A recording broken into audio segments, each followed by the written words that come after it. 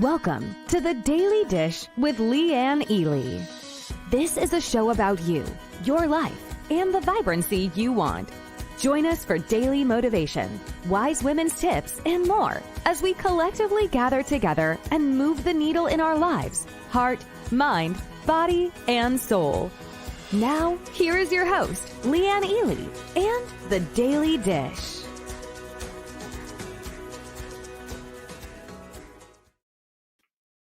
You rocking out to those beats? You know I am. Happy Tuesday! Transformational Tip Tuesday. You know what that means? We're going to get into the weeds on Thought Week. You know what? I love Thought Week. I don't know about you, but I just absolutely love it. Lucy's here. Noreen's here. Amber, of course, is here. So's Jenny.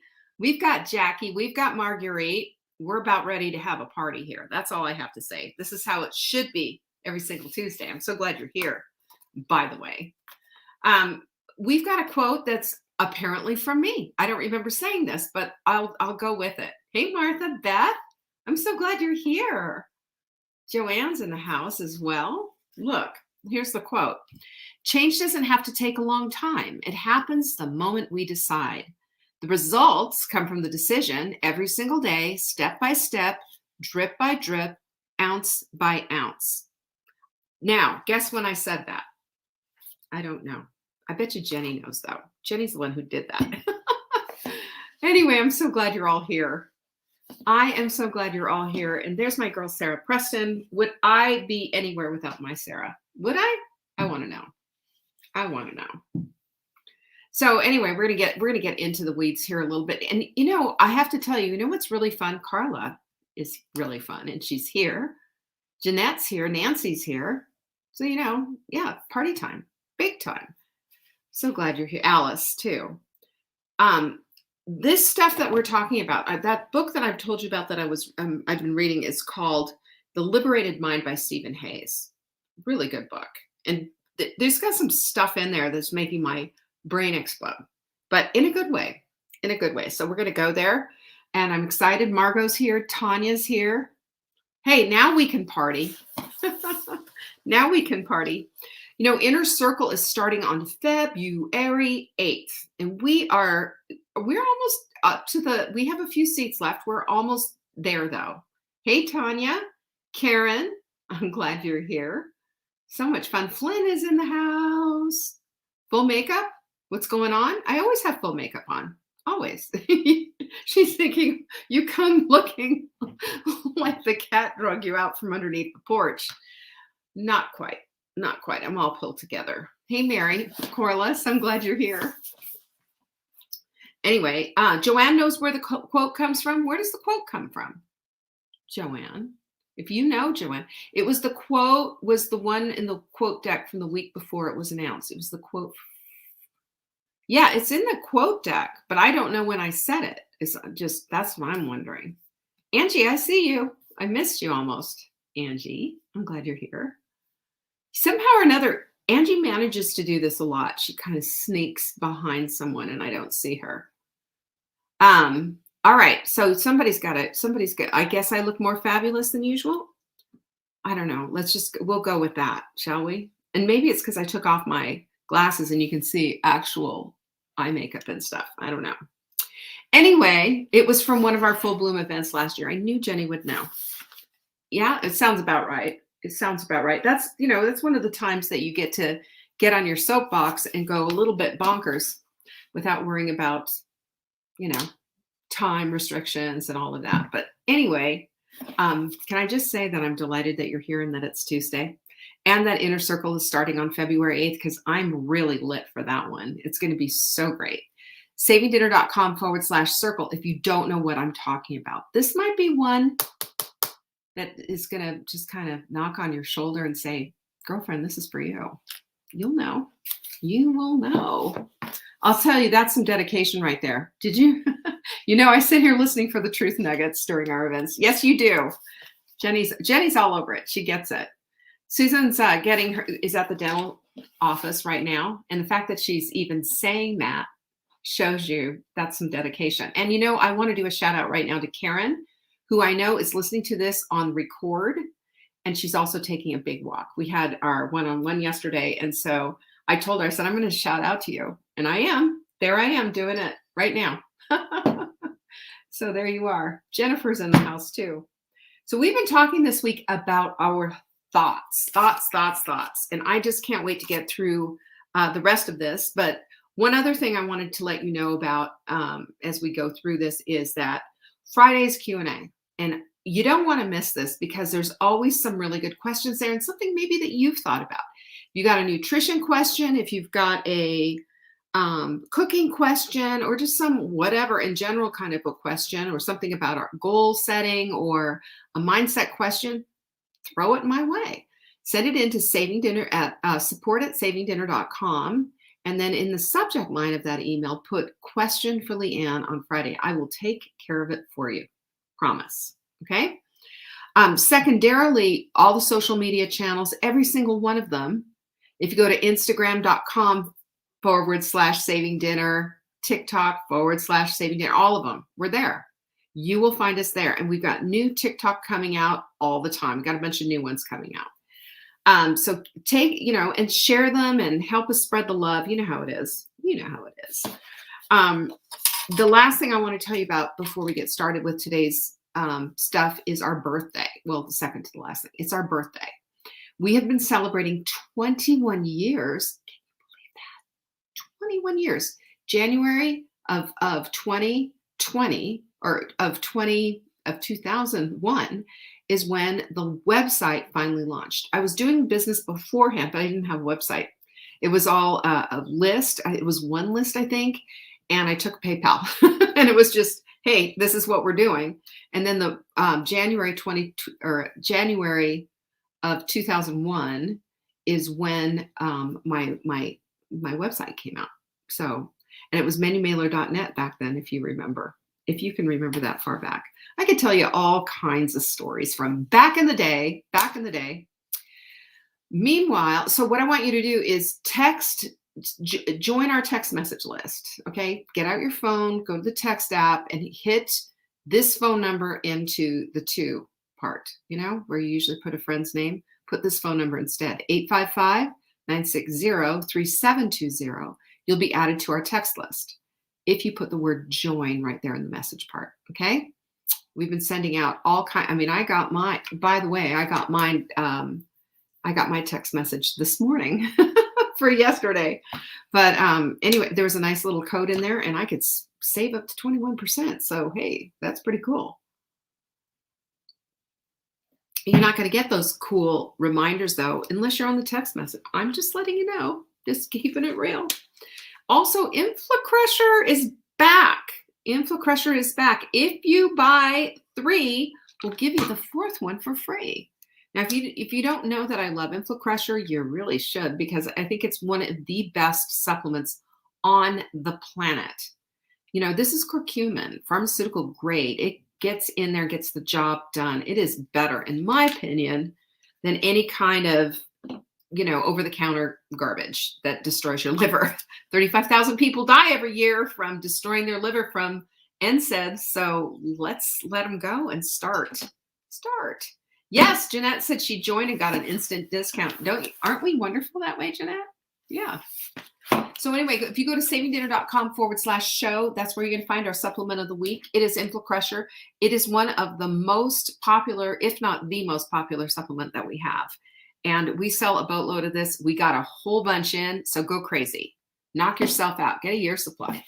The more you buy, you're going to get the 25% off. And every time, if you put like 2, 3, if you did 3 of our on the show things, then you'd get 9 and 3 free. That's a ton. So you can do that if you want to. savingdinner.com/show. Just letting you know. All right, we're talking this week about thoughts and how they are, they're such boogers, aren't they? Thoughts really are boogers because they get into, we believe everything that they say. We feel like this is everything. And if we're not, going to be completely obedient to that thought, we're going to fall apart. We're going to fall apart. We're going to lose our minds. We're going to be out of sync with ourselves. And that's just simply not true. It's simply not true. Hey there, Juanita, Denise, glad you're here. Do you remember? Okay, I'm going to see how many people are as old as I am, but here it is. Do you remember this? And I know you can sing it in your head. My baloney has a first name. It's Oscar. My baloney has a second name. It's Mayer. Keep going. Anyone else? Do you remember that song? 49 years ago. 49 years ago is when that little ditty came out. My baloney has a first name. It's Oscar. My baloney has a second name. It's Mayer. Da da da da da da da da. And if you ask me this, why I'll say, because Oscar Mayer has a way with Blongna. That's how I learned how to spell baloney, right? Actually, no. I was old enough. I already knew how to spell baloney. But everybody knew how to spell baloney after that. Everybody remembers that one, right? My baloney has a first and a second name. And here's how you spell all of the above. So 49 years ago. And still we remember the jingle. Still we remember the lyrics. Still.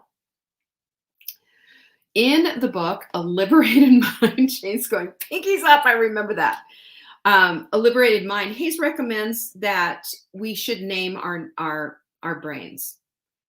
It's sort of like how Oscar Mayer has, it's sort of how my baloney got named, right? It's Oscar Mayer, right?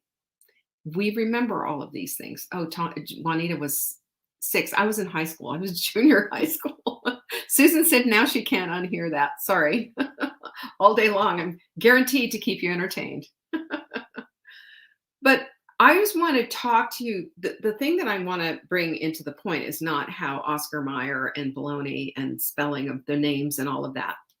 It's just how we remember these things. And it's also not just how we remember those things 49 years ago, but it's also how, when we name things, how the names stand apart. When we hear our name in a group setting, in a party, for example, and clear across the room, we have supersonic hearing. Suddenly we hear our name. It is a powerful thing. And we, understand this, are super connected to all parts of ourselves, right? Heart, mind, body, soul, what we think and all that rest of it. So separating out our thoughts from who we are, it's difficult. It's very difficult. It's all entrenched. It's all entrenched. And the thing that you need to know about with all of this is that there is something different about your name to your brain. So then how do we separate out our brains from our thoughts, especially when they're not serving us? This is a big deal. Now hear me out on this. You need to name your brain. I know it sounds crazy. And you know that I've named my amygdala Amy. And any Amy's out there, my apologies, but Amy and amygdala, the first 3 letters of amygdala are AMY. So Amy sounds like a really good name. But I do this, I've done this for a long time. And then I read in this book that this is what you want to do. And the reason being, now it all snaps together, is because it separates you from your thoughts. And then when those thoughts aren't serving you, you can just look at it like somebody else that you have been dealing with that hasn't exactly been, has been somebody annoying, right? You don't engage with them. That'd be like troll behavior, right? It isn't any of this stuff. It is all about, it's about being different than you. So my amygdala is different than me. And I tell Amy to pipe down and take a seat all the time, because your amygdala is the fear center of your brain. Doesn't want to do anything different, wants to stay the same, doesn't want the risk, wants to sit on the couch. And Jane says, mean girl Barbie. But this is exactly what this whole thing is about, is being able to separate them out, to take your thoughts and put them over here. And remember, we don't have to obey those thoughts. We don't even have to believe those thoughts, although that's usually what happens. And then over here, what we need to do is we need to over here say, that's Amy, or that's Mean Girl Barbie, or whoever it is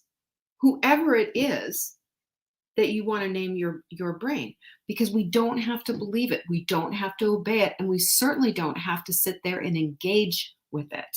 Do you hear me on this one? This is pretty amazing. Stephen Hayes, the psychologist, with the PhD dude, is naming his brain. And this is just something that I did off the cuff because I was tired of being bossed around by Amy. Well, it's a psychological thing. And guess what it's going to do? Because it's something different, it's going to take you to a different place. You'll be able to separate out those thoughts. You know, it's like you don't want to wash black socks with white fuzzy towels, right? No, because you don't want to be you'll put bleach on the towels, but you don't want to put them on black socks. Okay, are we clear? This hit me and landed on me like a grenade. Just blew my head right open, and it made it so much easier to just separate these two things out. Just separate them, not the laundry analogy, but just this notion of being able to name your brain and being able to understand that it's not necessarily true. It's not I don't have to believe it, and I certainly don't have to obey it. And secondarily, big time, I don't have to engage with it. Because I think about these thoughts that aren't true, the thoughts that come back to haunt me, the old garbage, like I explained to you when I was dealing with the pen in the washing machine yesterday, and I was telling you about how I'm so stupid, you're so stupid, Leanne, or you're so dumb, Leanne, or whatever it came out was so old that it startled me. But this is what helps us to differentiate from all of that and to separate it all out. And it just, wow, it's a big deal. So if this is something that you've really struggled with, try this. Because remember, your name carries power, and something you name also carries power. Pretty cool, right? So the other thing is, think about it this way. Whenever we're listening to someone else, think about this. Maybe you're at a dinner party and you just met someone, and they're all over the place talking about stuff, and you're going, uh-oh, red alert. This person's going to be, doing this all night in my ear. And it's also, they know they want to engage me and see where I stand on certain things. Have you noticed people do that? It's just, are you one of us? It's that kind of a probing conversation. I always totally hate those, because it's just like, gosh, can't we just be humans in a room and enjoy each other's company without finding out what side we're on, because we lived in such a polarized culture these days. But when we look at someone, we can choose to agree with what they have to say, or we can choose to not agree with what they say, but we don't necessarily need to engage with them. So especially if we don't want the conflict, right? Especially if we don't want the conflict. What we've learned as we've gotten older is we don't go there. We don't argue our point to try to persuade somebody over to our side, nor do we want them to do that with us. We have the ability to just say, cool, let's keep the conversation to the weather.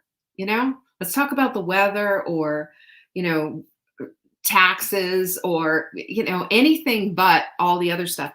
But the whole point is we don't need to argue and have that conflict, and yet we do that in our heads. Think about how exhausting it is when you do the back and forth. Yes, I'll eat the chocolate. No, I won't. Yes, I will. Yeah, no, I won't. Ooh, there it is. Maybe just an ounce. I don't know. Can I eat the whole thing? Can I eat just that? Or is it going to take me down the wrong road? Well, it always has, Leanne. I know, but I really want that chocolate. And they just sent it to me in the mail. This is a true story, by the way. There's chocolate right upstairs sitting on my kitchen counter that got sent to me. And I love these people dearly. And I'm going to say something like, don't you ever do that to me again. But this whole conversation, then I made a decision not to engage, because I know what Amy wants. Amy wants the chocolate. Amy's all about the chocolate. Amy can see the chocolate sitting on the countertop right now, can see it plainly. It is this organic dark chocolate with pistachios, by the way. It looks incredible. But we all know how Amy is about chocolate, and we know how Leanne is about chocolate, right? I made a decision about chocolate a long time ago because I don't have a whole lot of control when it comes to chocolate. So I had to make a decision about it. So this is just, don't get into that exhaustive loop. Separate yourself out of it and just pretend it's somebody who's trying to troll you. And you don't have to go there.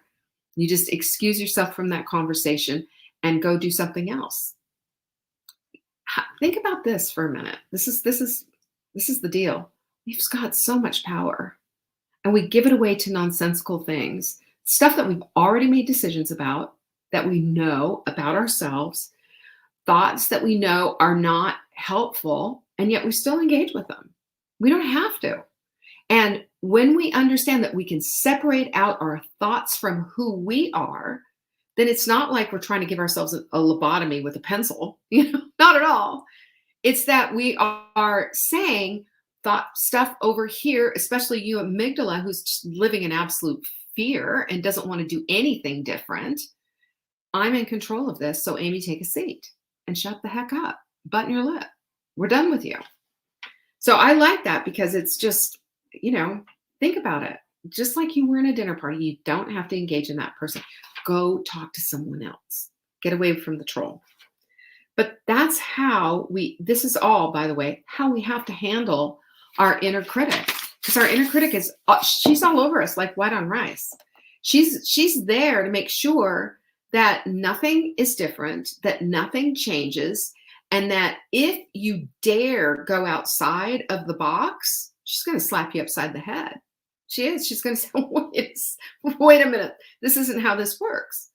Until you take control, until you say, but Leanne's in control, Amy, take a seat. Things change then. Now everybody's got a place to go. It's like telling everybody to sit down in musical chairs. And instead of somebody not having a seat, everyone's got a seat. You see? It's just, to me, this is a night and day difference on how to manage and handle your thoughts. And if you remember yesterday's show, we talked how it's in relationship to your thoughts that matter, not the content necessarily of your thoughts. It's your relationship to them. In other words, you don't give your inner voice, a vote. You don't allow your inner voices to pipe up and say, oh, well, hold on, I don't like that because it's risky and it's new. And you say, oh, yeah, you're right. Let's go. Back upstairs we go. The chocolate sitting there on the countertop. Absolutely not. We can't do that. We cannot do that. When we do that, you know what we do? We push ourselves out of the change that we want to make. We then say and default to the most primitive part of our brain. The most primitive, the prefrontal cortex. This is where the magic is. This is where all of your extraordinary human power is, right here. And the rest of our brains is for getting through and doing other things, sorting the laundry, breathing, remembering things, whatever. But this little baby right here, this is where the magic happens. And that's the part that we need to engage with. And the rest of it needs to just do its thing, but we can separate them out. I hope this is hitting you as hard as it did me, because my jaw was literally, because it makes such a difference. Instead of the struggle, it's just the cut is what it is. So we don't agree. We don't disagree. We don't fuss. We don't fight. We don't put down. We don't obey. We don't resist. We just remember that any kind of engagement like that is a vote for Amy, for me, Amy, my amygdala. Anytime we do that, it's a vote for Amy. So if we don't do it, then Amy finally just shuts the heck up. We do something anyway. And then Amy goes, okay, I'm on your side. Here's some dopamine. Boom, just like that. Isn't that great? So just remember, Amy's my amygdala. You might want to name yours something else, or we're going to have a lot of Amy's in there going around.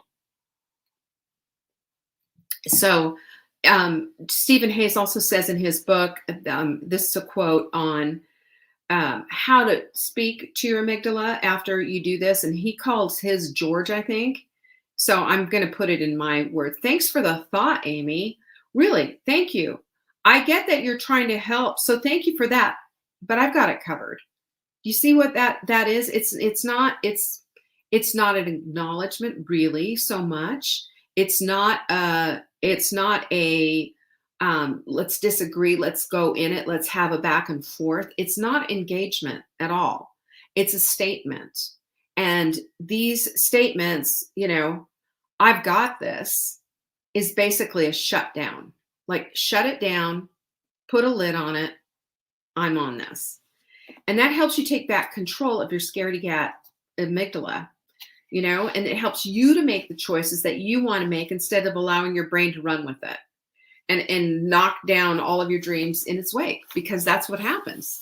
It takes it all with you, because at the exhausting end of this, have you ever had a person, oh, I have. Have you ever had a person in your life who was so exhausting, you finally just decided either to end that relationship, maybe it was maybe it was a boyfriend girlfriend thing, or just a friendship, and just the exhaustion level of dealing with that person was just absolutely too much. That's what this is. And your inner turmoil is created because there's no line between you and your amygdala. There's no line between you and your thoughts.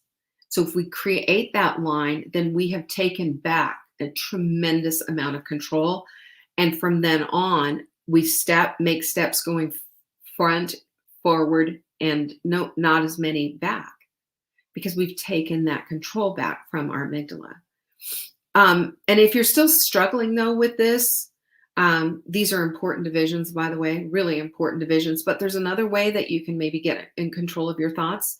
There's different methodologies. And in the book, he goes into the different depths of things. This is all done by research and of ways that this works. The other one that he said was to see yourself as 4 years old, 4 years old. Think about what you're like at 4 years old. I think my earliest memories maybe were a little bit earlier than that. I don't, at 3 or so, but I do remember being 4, and I remember thinking thoughts and putting things together and being able to conceptualize a little bit. And unfortunately, how it is, of course, the traumatic stuff that you remember, and from the 4-year-old point of view, of course. But that's the age when you're just starting to put stuff together and understand abstract thinking. So think about having ugly words with yourself. Think about if you are grown up, Lynn. Hi, Lynn, by the way. You're sitting there with 4-year-old Lynn, and 4-year-old Lynn is saying, I'm so stupid. I'm no good. I don't deserve anything good in this world. Eyes filled with tears, bottom lip quivering.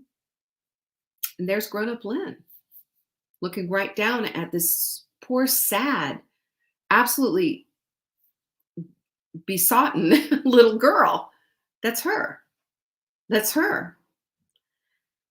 Well, if you see this, what would you do? What would Lynn do? What would grown-up Lynn do? You would go in, you would sweep that little girl up, you would hold her tight, and you would tell her how good she is and how wonderful she is, and how that's just a rotten thought. It's a stupid thought. It's a thought, but it's not her. She's wonderful. She's amazing. And until you got that little girl back into being loving and caring and laughing again and thinking, oh, okay, I get it. I just had a thought that just wasn't purposeful. It's not who I am. It's just a thought. 4-year-olds can do that, and so can big girls like us.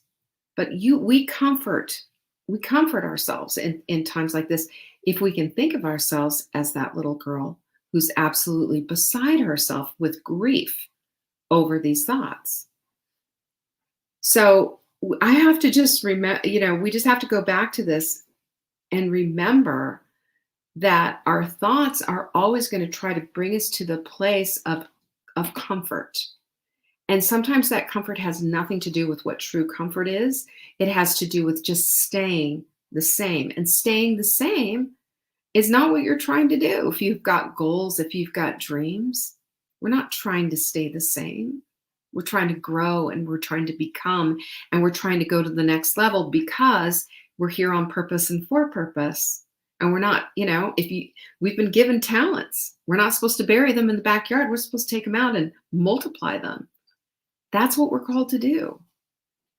So remember a few things as you're looking back on this whole idea of thoughts and really getting a hold of them so that they serve you and stop holding you back. Remember this, that it's not the content of your thoughts, it's your relationship with them. They don't have to be believed. They don't have to be obeyed. And you don't have to take them seriously. They just are, right? And when you find a thought that serves, go with it.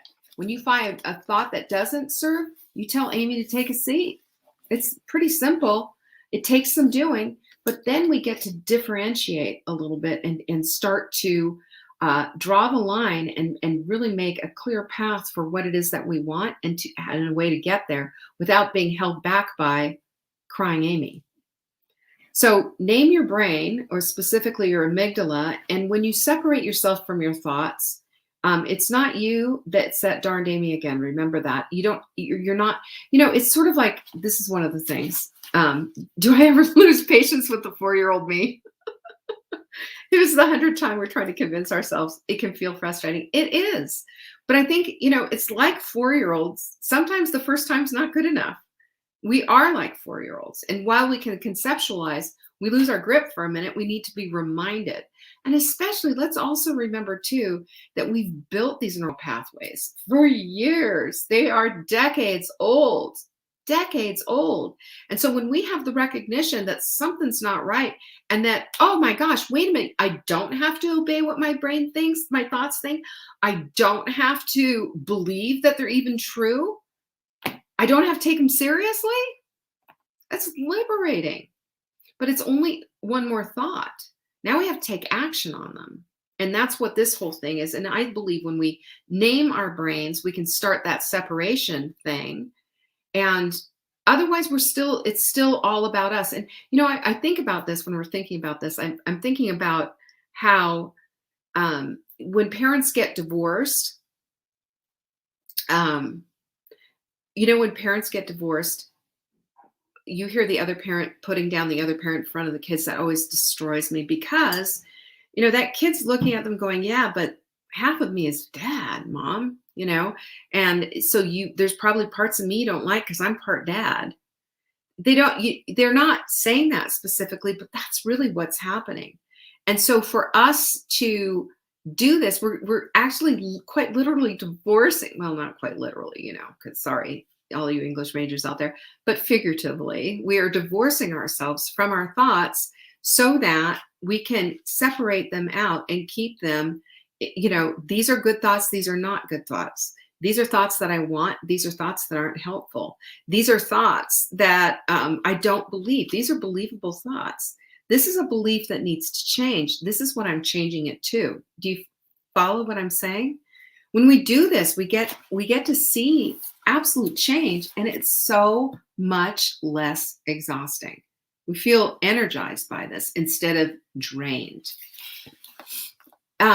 And then the other thing is, comfort your 4-year-old self, even if it takes 100 times, even if it takes 1,000,000 times, 1,000 times, but comfort her. We know, we're all a little bruised, aren't we? A little damaged. Nobody came, you don't come this far and land without taking a little baggage with you, a little hurt, a little something. Nothing, and not everything you're proud of either. Maybe even some things that you're ashamed of. Cool. Now separate those things out and see how we can do with them. Comfort the 4-year-old that's really having a hard time with some of this and let her know you are not your thoughts. You are not. That's just a thought you're having, but you're not that. Sort of like how we talked about disease. You are not cancer. but you have cancer. That's why I don't like, I'm a survivor, a cancer survivor. It's marking you as a disease, a survivor. Forget about it. Forget survivor. How about thriver? I'm thriving. Cancer is a thing of the past, but I'm thriving now. Past. The identification needs to be with what you want, not what you had, not what it was, none of that. You want to have the things that you want, and that's the things that you want to identify with. The good stuff. The good stuff. I shared with you before that there was a woman in my Hashimoto's group that had a big butterfly tattooed on her wrist. And she put something like my Hashimoto's survivor, something like that. And I just was like, that's not cool. That's never going to get you what you want. So we need to do that. We need to be focused on the things that we want and those thoughts that support that. And don't forget yesterday's exercise. You can say something contrary to what you're actually doing. You know that. Remember walking in circles and saying, I'm not walking in circles? It proves that you are stronger than even your brain is, and that you can do hard things, and that you can do even painful things. You can do beyond what you think that you can do. So yeah, you can control your thoughts. What about that? On Wednesday, which is tomorrow, Wise Women's Wednesday, we're going to go even more nutty into this. What do you see the research that I drug it? I mean, you wouldn't even believe half the stuff. I've never seen it before, but we'll go there. We will go there. Peace be with you. I appreciate the fact that you show up, and my dog's outside barking. I need to go get him. He's been eating a bone out there. So I will definitely see you tomorrow for Wise Women's Wednesday. If you're part of the Rising Tide, don't forget, get there at 7 p.m. Eastern sharp. Bring your hot seats, fill out your hot seats, do the whole thing, whatever it is that you need to do. But just be ready. Take some notes. Be ready, because tonight, fire. Alrighty. I'll see you later. Bye-bye.